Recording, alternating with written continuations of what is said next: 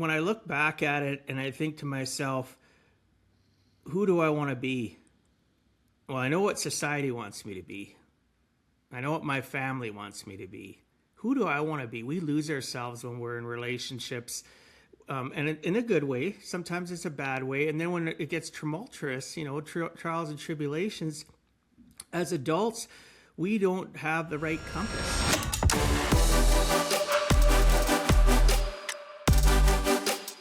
Hey everyone, it is Tony Will. Oh my gosh, I'm so excited for you to meet my guest on Women In. But before you meet him, let me tell you what you're listening to.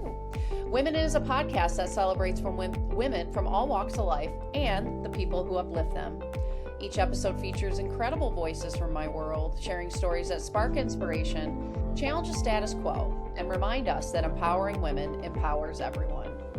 This is a bold, curious, and uncensored space where disruption is welcome, forward thinking is encouraged, and change is the goal. I'm passionate about breaking down barriers, not just for us, but for the next generations.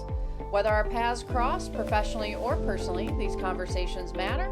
Let's dive in and celebrate the power of connection, growth, and the people who are shaping our world, and this man is one of them. Give a Heck Financial was founded by Dwight Heck, my guest today, who started his lifestyle financial planning business 24 years ago while living paycheck to paycheck as a single dad of 5 children. Like many of us, Dwight didn't understand the rules of the money game. Using strategies he learned to help himself with his mental roadblocks, he turned his life around and now teaches others to do the same, which is how to live life on purpose and not by accident. Dwight accomplishes this through his best-selling book, Give a Heck, How to Live Life on Purpose and Not by Accident, and a top 2.5% globally ranked podcast, and his financial and lifestyle coaching businesses. Hey, Dwight. Hi, Tony. How are you today? Good. It is such a pleasure to have you on Women In. Oh, it's an honor. Thank you so much for inviting me. It's exciting. I'm very looking forward to this, especially after checking out your show. I think we're going to have a great conversation. We are. So tell everyone how you and I met. You were on my show. I We was. met through, and actually, I've been on so many different podcasting services for your listeners.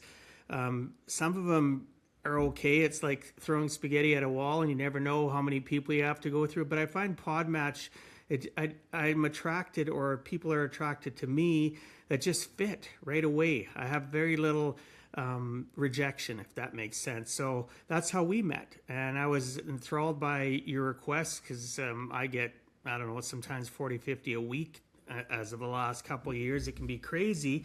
And yours just struck me as something very unique. And we had a fabulous conversation. And yeah, that's how we met. Yes, and I still owe you another guest spot. You made me Yes. promise. And Yes. we're going to this summer for sure because Absolutely. We had too much to discuss and not enough time because we're both very good conversationalists. We'll put it that way. Instead of saying we're chatty. we are. We're both talkers and we're both hockey people. You love hockey. Absolutely, except I'm sad, but that's okay. Our team didn't do like it did the last 2 seasons and make it to the Stanley Cup final, but that's okay. Yeah. We got to give somebody else the mantle for a bit and let our guys heal. Yeah, that's right. But you and I are friends on Facebook too, and I see that you're at a lot of games. Well, I'm a season ticket holder, yeah. So, yeah, I didn't go to as many games this year. My biggest thing was I just had so much stuff going on with my grandkids and family and work that I sold a lot of them. But normally I go to, out of the 42, 43 games a year, I usually go to at least 30, 35. And one of my favorite things is taking my grandkids, right? So Yeah. it's so fun watching them, especially my little granddaughter breaking out and doing dances right in the foyer area of the rink or right in the stands. And life is long, but it's not. It's short too. So I embrace everything I can when it comes to those moments, and hockey's one of them. We all have that fandom, I guess. Yeah, it's interesting on my side of it, being the GM. And actually, I have to think about you're my 222nd interview, I think, since I launched the podcast. Congratulations. Thank you. And I looked at this, and you're the first season ticket holder of a hockey franchise that I've interviewed. And so tell me and I'm just curious from your chair. Yeah, sure. Ask whatever. What keeps you coming back, like as a season ticket holder? And do you ever cross into that line of like past fandom where you're irrational? Oh, don't we all? Don't we all sometimes, right? I don't think that we can. Everybody thinks they can be logical about sports. Forget it. It's so emotionally on your sleeve. You're wearing it on your sleeve, right? It's impossible. What keeps me coming back? I don't know. Every year I say to myself, okay, I'm not doing this again. And then they ask for a deposit to renew my seats for the next season. And yeah, it's not even begrudgingly. I just, okay, here you go. Let's start this over again in the fall. But yes, I've thought about it because it's somebody that's a passionate sports fan and growing up with a team. I've been a fan of this team before they ever got into the NHL, the Edmonton Oilers, when they were still a team. But before, anybody that's into hockey that knows the great Wayne Gretzky, I watched him play on our ice in Edmonton before they were even in the NHL, right? And you become passionate. That passion follows a process. My dad was passionate, so much so that we lived in a small community over an hour away, and he was a season ticket holder, I think for, what did it work out to, 20 some years he was a season ticket holder. They drove an hour every game to come to the game, an hour coming back, and they did that. Him and his buddies were all season ticket holders, and I was blessed to go. And you catch that passion, you catch that dream and that excitement and the sadness and the gloom and the anger. You catch it all, and learned behavior works always, right? So I've thought about quitting, but I can't do it. Now I'm thinking about myself, I can't quit now for another few years because my youngest grandchild is 3.5. And I don't take them to their first games till they're 6. So I'm stuck for at least 4 or 5 more years, Tony. I love it. I love hearing the other side of it too. I mean, I get to hear it from K-Wing season ticket holders, but it's a little different because I'm in the day-to-day. But for Edmonton Oilers, it's cool to hear about the history and the experiences you're bringing, not only you, but your grandchildren. And it really is about that connection and love of not just the sport, but what it does with families and bringing them together. And it's generational. I mean, do you know how many friends I've made just at the hockey games? Because the season ticket holders, not everybody is, but there's lots around me, right? I've got lifetime friends now that outside of hockey that we hang out, and it's not hockey related. We just became friends because we went through that emotional roller coaster at the games together. Then we started, hey, why don't we meet before the game? You want to go for something to eat? Oh yeah. Next thing you know, I've got friends that are in their 20s that have tickets around me, people in their 60s. It's awesome. I don't know how to really get into the emotion of it, but yeah, I love it. No, you have the same passion, the same hobby. I mean, it's a hobby, So. It is, yeah. Passionate, expensive hobby. Well, you segued beautifully for me because I want to talk about money. In your bio, you did it all wrong, and then you figured out how to do it right, and you wrote a book about it and all of that. So I want to know, let's talk money. What would you tell yourself then when it was hard and you were doing it all wrong, according to your words, versus now? What advice would you give your younger self? Oh my gosh. I think one of the biggest things that we all need as advice when we're younger, not just about money, is the ability to listen and the ability to think that we know more, that we don't know as much as we think we know.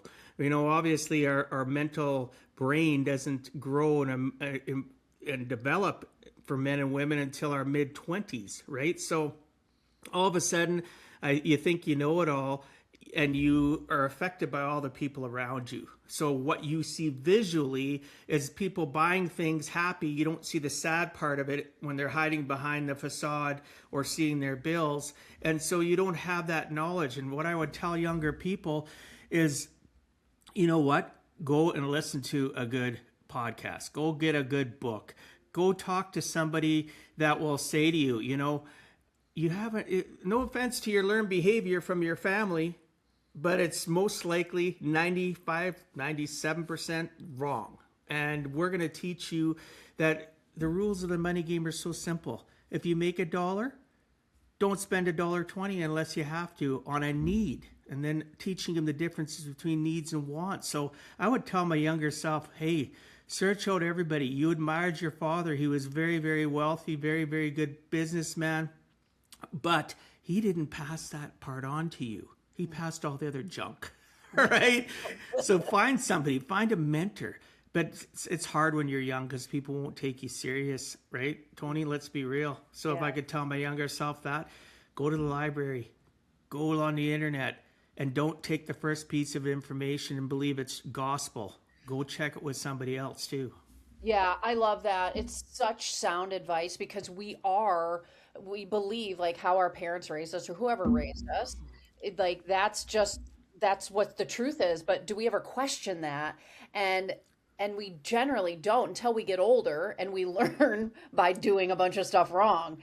So I want to hear about your story personally, Dwight, because you raised your 5 kids as a single dad. And I want to know, like, and as much as you're willing to share, how did that come to be? And then how the heck did you manage to raise 5 kids on your own?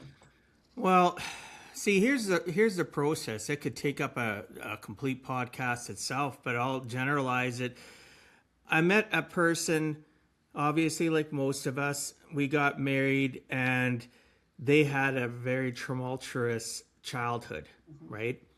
Me being in a what I thought was a very solid, very, stable childhood growing up, because that's the little rosy glasses I seen everything. And I'm not saying my parents were bad, but there was problems and issues there too. I became a fixer. My mom was very emotional. My dad, very staunch entrepreneur. And that yin and yang can be good, but it also taught me that I needed to be somebody that was always very empathetic, very compassionate, very connected, and wanting to help people, to fix them. And sometimes we become that person because we have things in ourselves that need to be fixed, and it's easier to hide from it, right? It's easier to deflect. Hence the way that society is today and how angry they are about everybody else when their own circumstance is usually worse. But I got married, we had kids, and right from 8 months into my marriage, things started falling apart. Yet we still had more kids and more kids, because a lot of people, including myself, kids will make it better, we'll get closer. It doesn't, it gets worse. Especially if the one person really isn't into kids, right? And that wasn't me. We'll just leave it at that. And it wasn't that she didn't love the kids. She grew up as one of 13 kids in an alcoholic, sexually abused, physical abused family. So she was scarred. That stuff I didn't understand. I didn't do my origin search or my origin questions properly because I was a young kid. Just in quote, I'm doing quotes for the people listening. I was in love, right? So got married. We had kids. Things got worse and worse, and there was a lot of verbal and then physical violence. And it wasn't from me to her, right? It was the opposite way. And I eventually one day just said, I can't take this, and I left. And sadly, at that time, because of what we're taught, what we hear from society, the mom's always the best person, and you should do whatever you can to make sure she keeps the house and keeps the kids. And so I did that, right? Was it the right choice? Absolutely not. You talk to all my adult kids, they wished I would have fought for them. But yet I was fighting for them in a way they didn't realize. That's the thing, Tony. People don't understand. I was fighting for them in a way that I thought was right because of all the noise coming in, right? From everybody, from schools, from our parish priest to medical people, to everybody. Oh, you're doing the right thing. Guess what? Broken societal norms are still broken societal norms today, right? Dads can make a good person. So we started out of joint custody, got divorced.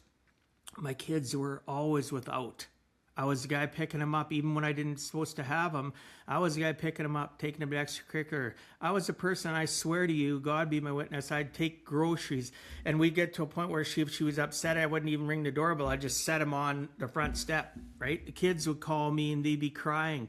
Well, one day in 2008, they called me and my one daughter said to me, and I'm trying to calm them down. Their mom wasn't home once again and she was out partying.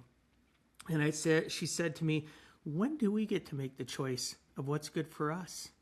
When do we get to make the decision that you're the better place?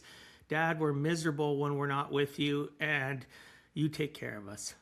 So very emotional, absolutely. Yeah. But So I ended up picking him up, right? And we started a 3-year battle in court where I ended up throughout that period of time. My oldest she had lived with me off and on. She took off. So she come here the odd time, but she was out and about. But I had raised her individually for many years. She'd come and stay with me, sometimes a year at a time. She'd go back to mom's, try again, come back. And, so it was sporadic. There's so much of the story that I can't get into.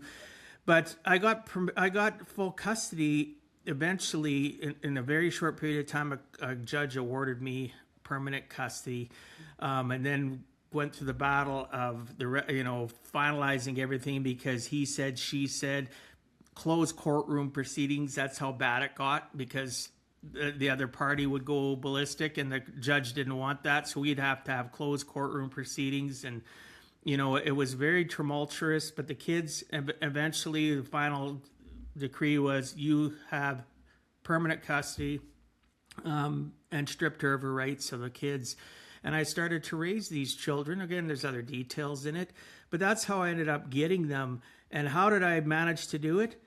It's called the village, right? We have something that our whole society is lacking, the village. I'm not opening my curtains. I don't want the neighbor to see me. I don't want to talk to I'm going outside at this time to do the work because that's less likely somebody's going to talk to me, right? Oh, my neighbor looks like their vehicle broke down. They're next door. Oh, hurry up, get in the vehicle. Let's drive off. Instead of, hey, John, Sally, can I help you? Can I give you a hand? So that's how I did it. Village mentality. My sisters, my mom. I had good friends that when I was so financially strapped, I could barely keep my head above water because I couldn't work my career like I used to, because all of a sudden now I was taking care of 100% of the extracurricular activities, 100% of all the laundry, 100% of all the feeding and stuff. So it got to a point where, I sat and figured it out and realized they didn't ask for any of this. This is an adult thing. This isn't a kid thing. They shouldn't feel it. Was I perfect? Heck no, I was not perfect. But I constantly strive to get better, just like I've been my whole life. And we got through it. None of them are in jail. I'm quite happy about it. So it's, You did good, Dad. You did good. And I got grandkids out of it too, so it's all good.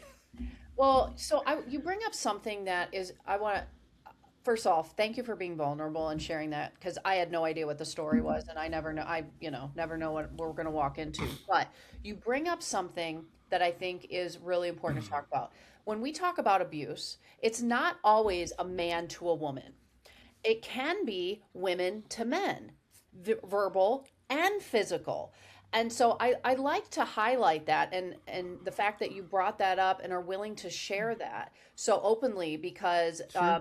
although I lift women up, I don't believe all women are altruistic and holier than thou, because there are some women out there that, because of, for whatever reason, they're not treating people and the right way. And you were in that situation, and instead of cowering down, you're like, no, this is not what I want, even though we're young and in love, but you were like, you had the courage to say, no, this is not how I'm going to live my life. Yeah, it's been, when I look back at it and I think to myself, who do I want to be? Well, I know what society wants me to be. I know what my family wants me to be.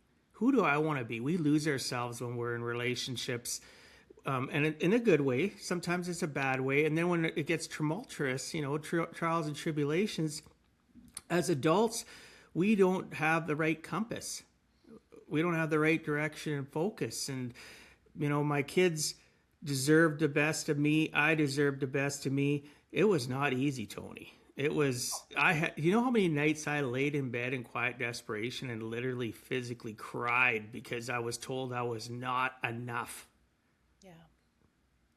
Yeah. And I'm sorry you went through that, because that is not not a way to live. But listen, look what you created from that turmoil, from that angst. You created this beautiful version of you, and then you help other people now, because your life wasn't a straight, perfect line. No, far from it. So tell me about how you turn that pain into purpose. Well, it's hard to put into words. It's not something that you can just, here's a flow chart, follow this, go this way, go that way, right? Yeah. Turning pain into purpose is being the willing. I have to be willing to change, right? You got to be willing to put yourself out there. And at the end of the day, you are going to get more as you develop and grow. You'll get more criticism, not less, right? Because you're putting people into the uncomfortable of what that societal norm or that learned behavior is, and you're trying to create and break out your own normal, if you could call anything going through divorce or going and raising kids in your own as being normal. You make your own normal for them to feel comfortable, for you to feel comfortable, and every day is a new adventure. It really is. You wake up being grateful that you can protect them, that they're in your home, and that, when you think about the stuff, that's the biggest problem with people. How do they take the pain into purpose? Start appreciating what you have, even though you're going through the hurt, even though you're going through the anger, even though you're going into court one more time and being accused and abused now just on a verbal level. And you need to be willing to look at it and go, yes, I got all this pain, but where's the good? Oh my gosh, I get to go home. I get to make them supper. I get to tuck them into bed. I get to read them their stories. I get to spend time with them. I love you, Daddy. Yeah. Right? Yeah. And it's appreciation of the good. And that's the only way you get to purpose. Right? Appreciation of the good. Yeah, gratitude. So tell me on the professional side, because like you said, you were it crippled you'd have to tell me the storyline, how it went alongside your personal life. But trying to work for a company, I imagine, would have been very challenging if you were all things to all five kids and pick it up, was brutal. drop off. I sacrificed a lot. I did, Yeah. but the sacrifice, I don't regret it. Right. So what happened was, just a year before I knew this was going to hit the fan, things were already getting really bad to a point where I'd have to go pick up kids that would be crying and they'd be hiding somewhere in the yard of the house where she was because of the violence. Mm-hmm. And violence isn't always physical, it can be verbal, right? It was both that the kids would go through. And I finally, after that phone call, when my daughter said, when's enough? I literally, it's just, now I even forget what you were asking. Could you replay it? Yeah, no, professionally. Sorry. Yeah, professionally. Mm-hmm. So professionally, I had been in my career a few years.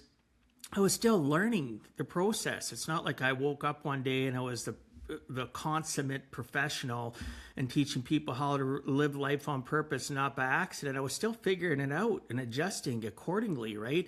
I had to learn how to use everybody else to be my co-pilot, right? To help me change my course and my direction. And I moved. I ended up building a house because God was telling me, like, I'm a God-fearing person, was telling me, you're going to get your kids. You need to move away from where you're at. You need a fresh start. So I built a house that I'm in today.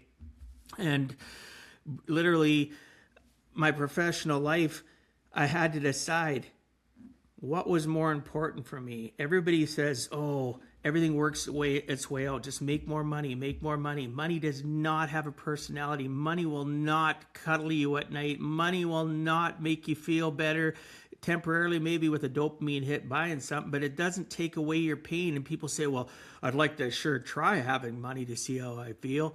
Well, guess what? I've been there. I've been at the highest valley and been in the valley of despair as well.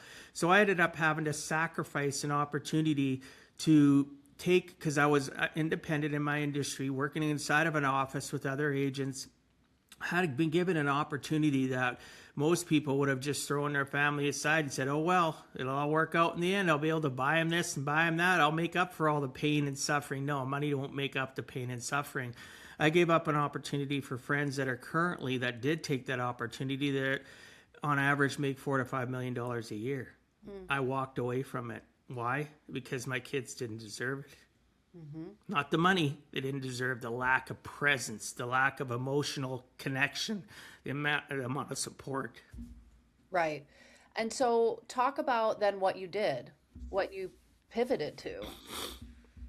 Well, I pivoted. I left months, within a few months, I literally left that brokerage area. I went into my own, right? I applied. I found a network of support people that would help me. And I pivoted to my own completely independent brokerage with some agents and people I worked with, some that were direct to me. And I basically just asked for help, right? Okay. And I expected that from my clients too. I know it was a lot to ask, and some it was they were in that old model of lack of compassion, of just suck it up, you're the guy, do the work, right? Let everybody else take care of the rest, right? Be emotionally disconnected. I just couldn't do that. So me setting boundaries was difficult, and asking for help was difficult. But I'd have to tell people, okay, you're going to be a brand new client. Oh, when can you get together? What's your schedule like? It's not like today where you can go on Calendly or wherever and they can see everything. And I'd say, oh, I can't do that night, right? And eventually I started having to explain to people to try to get empathy out of them.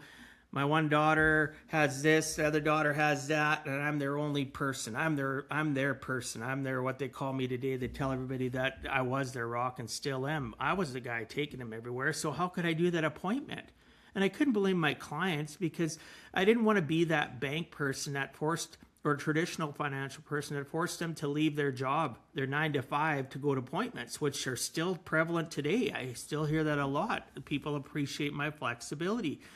But some people, when I tell them that, it would work 50% of the time. The other 50%, why don't you ask somebody else to do it, right? This is really important. Their importance was always greater than my importance. And I'm not saying that they shouldn't be important, but it's a synergy. It's a working relationship in any client thing. Even if you're the client and you're the person providing the service, there still has to be reciprocal, because if not, you don't even have a healthy relationship long term. In my opinion, through my experience, that's what I've discovered. So I basically would just utilize people to help me so that I could get out and do appointments.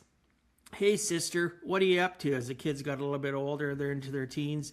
The kids are going to be home, such and such is old enough, but sometimes, the poop can hit the fan, sister. Can you help me? Right? I got to drive 3 hours away from the city to this appointment. And sometimes I'd be on, had cellular service, and I'd put like a janky kind of handheld service, unit in my machine, so I could be driving, and kids would call me, and I'd be on the phone, and I'd be trying to parent them, and one kid yelling at the other. I just did whatever I had to do, because they deserved that. They didn't ask for any of it. They're still emotionally and physically and mentally growing, and it's stunted in many different ways.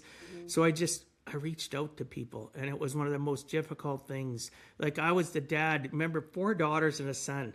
Every one of my kids the girls went through their first introduction to their monthly visitor with dad. And that was a challenge, right? Having to go into a drugstore to pick them up, their personal things that they needed to help them out, to try to be that emotional person to comfort them, where I was always taught women were the only person that could comfort. Guess what, people listening? My people, my kids, all the people in my life, you can learn. You can take those things that you think are a weakness that society tells you aren't important, and you can develop them, and you can work on them. And now today, when my kids are upset, who do they call? Most times they call me. My daughter's my son's living here, so obviously, but when he's working out of town for 3 weeks at a time, guess who he calls in the evening? Every evening, just to touch base, just to vent, just to celebrate. That is worth every single dime of stress that I went through. So are you still doing the financial planning piece on top of the lifestyle coaching business? And that's still my primary. Yeah, that's still my primary. what my buddy would tell me is that's your MMA, right? And it's my money making, application, where I make money, right? So no, I still love it way too much. Dealing with clients that are going through hell, right? Yeah. Spend too much, don't have enough coming in, sitting down, finding out their origin, just like my podcast. To me, the origin's everything. Figuring out their money monsters, their life monsters, working through all that. So the life coaching developed out of that, right? Yep. The helping developed out of that. So I could never abandon that, because there's one more family I may be able to escape quiet desperation at night, right? Yeah. Or individual. Right? If you're an individual, I love you just as much as if you were with a significant other, right? Yeah. Sometimes I can love you even more because I lived it. So Dwight, tell me this, because I get asked this question quite a bit, because I have my full-time career in pro hockey, and then I have my lifestyle coaching business. My book's coming out in August. You're already a published author. You have a podcast. I have a podcast. You and I have a lot of parallels. So the question I get asked is, how do I make all this work all at the same time?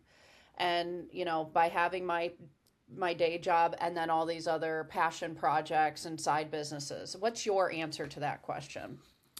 Well, we all have 168 hours in a week, but we all have something that's really, we ignore, our gut.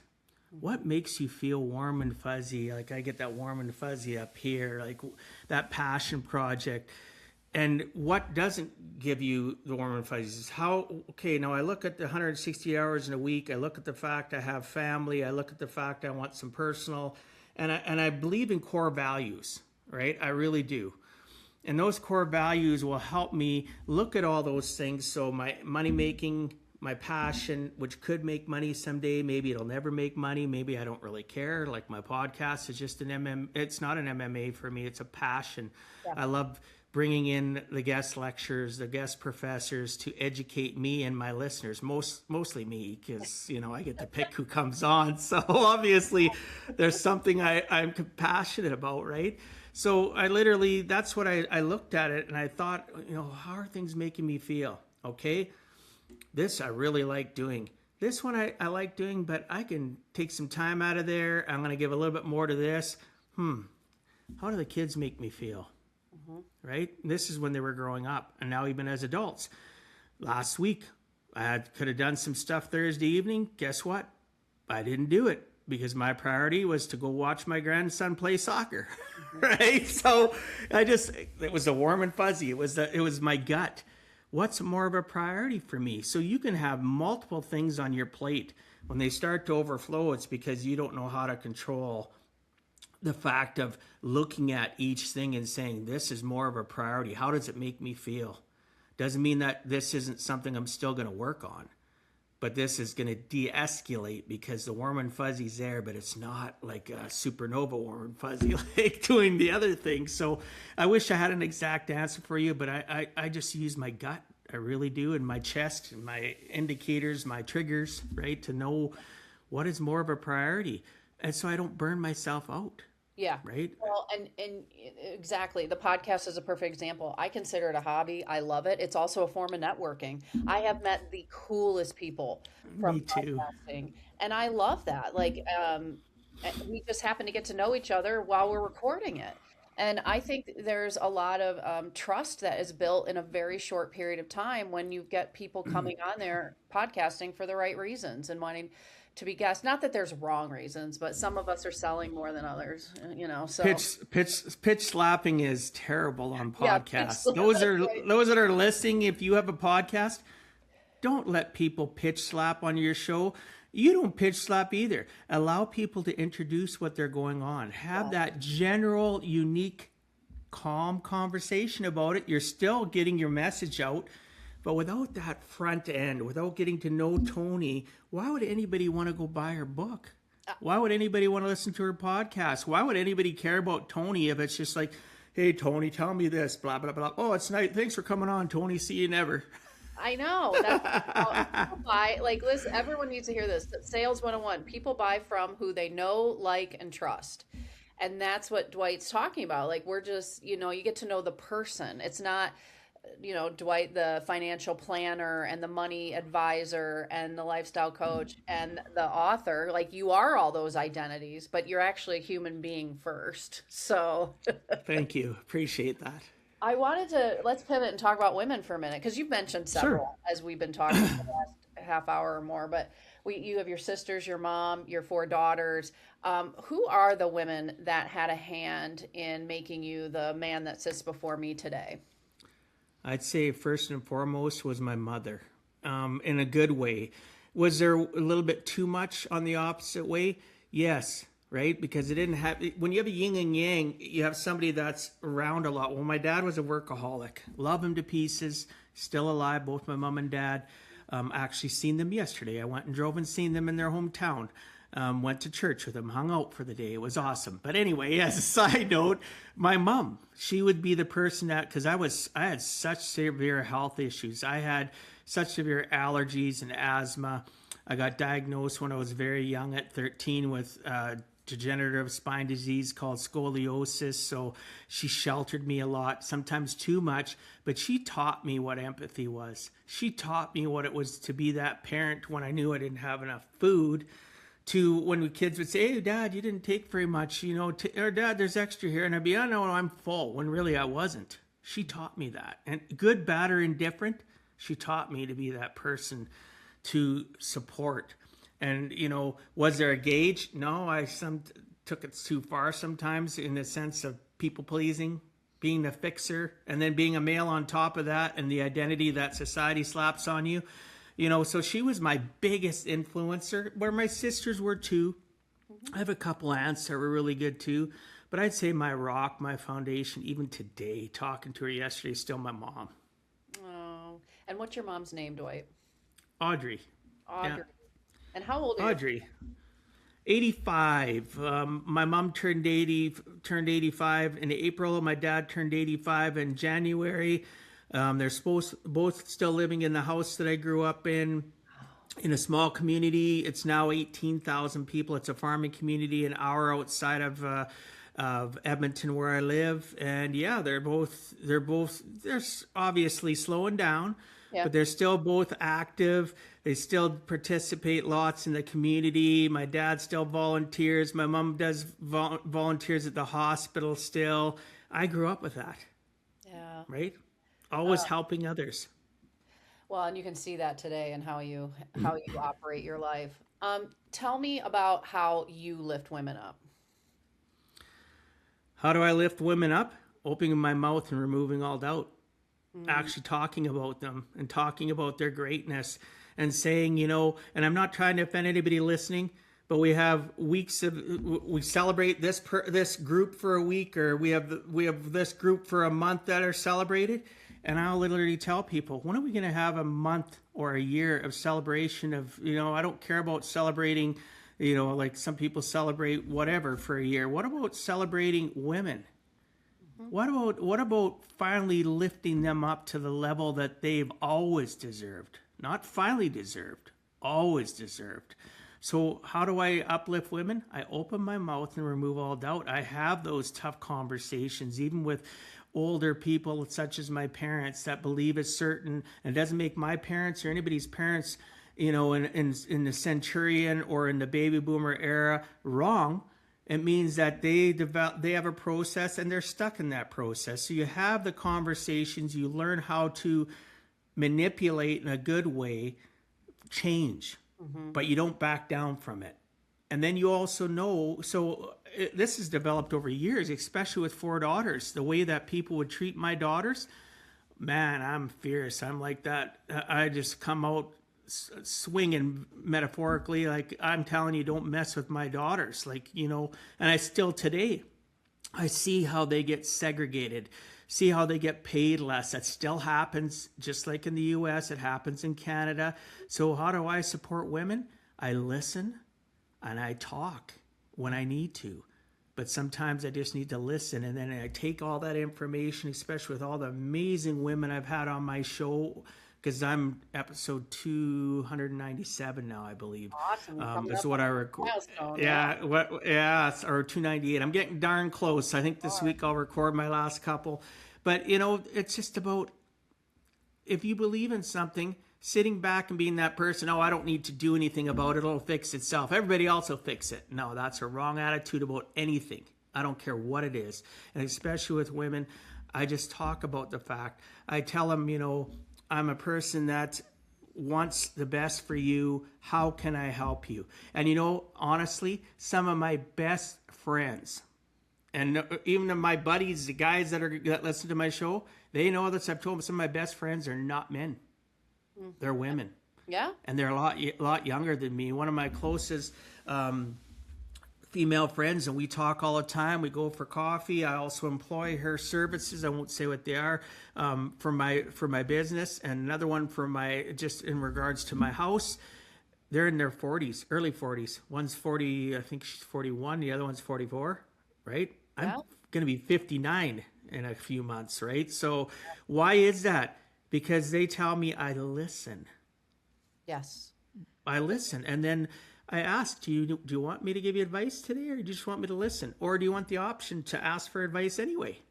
You pick what you want. I'm just here as your support mechanism, your friend, right? So, and then I tell other people, get on the podcast, get interviewed. I share stories of how I've supported women and in what ways I've supported them, and through education of understanding, because a lot of times men take over the finances in older couples, and they do things that aren't necessarily appropriate, and a woman has to take the fallout of not just the lack of the money or the creditors. They have to take the emotional burden of their significant other that doesn't know what they're doing. They were never taught purpose, right? So it's just a hamster wheel. So I just do whatever I can and tell people we're equal. Don't ever tell me that you think you're better than a woman, right? Until you can push a baby out of your, we won't even say what, yeah, right? Well, we all know where they come from, right? Yeah.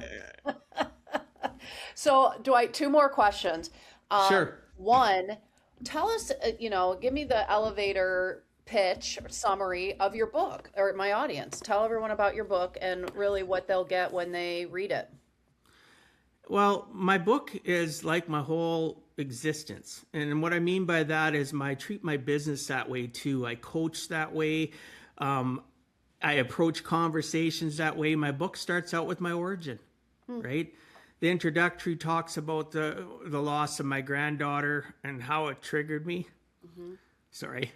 And literally my chapter 1 is about my origin. Just as similar what you went through being on my podcast. I'm intrigued and inspired by other people's origins. So that's what basically my book does. It talks about that, and it's a storytelling event. It takes you through the timeline of my life up to where I actually was releasing my podcast in the book. So it goes through and talks about, this is what I experienced with my health issues. This was my first business. I was an entrepreneur. I was a paper boy. What? Yes, you're not an entrepreneur. Yes, it is. And I explain exactly why it is. And most people are going, oh, I never thought about that. I was a paper girl, or I was a paper boy. Yeah. I was an entrepreneur. I said, absolutely you were. Rain, snow, sleet. Yeah. Slam doors because they couldn't afford to pay their bill, but they wanted their paper yet. And then it goes into talking about the trials and tribulations, my connection with God and my spirit and how it helped me. And if I would, and again, I'm not anybody that's not, you don't have to be, I'm not here preaching at you, standing on a soapbox. It's just, I'm telling you my reality that I live and what got me through. And then I talk about the fact of goal setting. I even have one of the chapters at the top, a direct quote from Wayne Gretzky, right? Why wouldn't I? Of course. That's me. The hockey right? man over here. Every chapter at the top has a quote from somebody that I loved and appreciated. Terry Fox, which most people don't even know who he was. He was one of the most unique people in the world today, that did a run across Canada before he passed away from cancer. He had an amputated leg, but he was trying to raise money. He's, maybe you might not know, but if you look up Terry Fox, so I even have that quote in there. So it's an emotional journey. I think everything, even my podcast, you gotta excite people. You gotta take them through a journey, an emotional journey, and then you finish it off where they feel satisfied. So my book does that. It talks about goal setting, things that people have never understood how to do. Talks about a very simple process of how to start it using a SMART principle.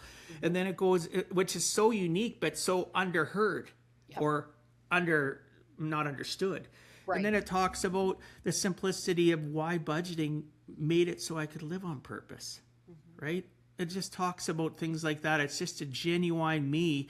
So it's exactly how I treat my practice is my book. How I treat my podcast is my book, meaning origin, getting to know people. It's all about relationships, right? You cannot live a purposeful, intentful, driven life without having connection to, number one, yourself, right? And then others around you, understanding the value they bring to you. And then also patting yourself on the back, Tony. What do I bring to the table? Yes, right? I love hearing that. So that's what my book is. Hopefully that's a good enough explanation. Sorry, it's been an emotional ride here. I know. My hard-hitting questions. Well, with that, we've ripped through 45 minutes. And it went by so fast, as I knew it would when you and I get to talking. So, Dwight, where can people find you, buy your book, connect with you, learn from you? What direction do you point them in? One-stop shop. Just go to giveaheck.com. So giveaheck.com, you can go in there. You can find out, click on the tab. For Canadians, you can click on it. It'll take you to Amazon where the book is. Americans are the same thing. People that are outside of North America that may listen to your show, you can find it on Amazon, Australia. It don't matter, right? But the website basically has all my social media links. It has my coaching. It has my finance, how I educate finance. It talks about all my podcasts. You can go on there. And the best thing is work with me. Go click on that. You can have a no cost, no obligation. I promise you, no pressure, just an open, genuine conversation and how I can possibly help you. You can book that, no cost. Go ahead and do it. Find a time. Let's chat. Let's uplift your life and help you live with purpose more so than you feel you are already today. Beautiful. I couldn't have said it better myself. Well, Dwight, thank you for coming on and being another great person I've met just because of this fun passion projects we both hold in podcasting and learning about people and telling their stories. So thank you. You're welcome. Thanks so much for giving me the opportunity. Of course. If you guys are looking to connect with me, I'm not hard to find. The hockey side of my life is at kwings.com. And then everything else I'm working on is at tonywill.com. The big project, my book, Rebellious Success, is available for pre-order now. And it will be in your mailbox on August 11th. And I'm on all social media platforms as well. And until next time.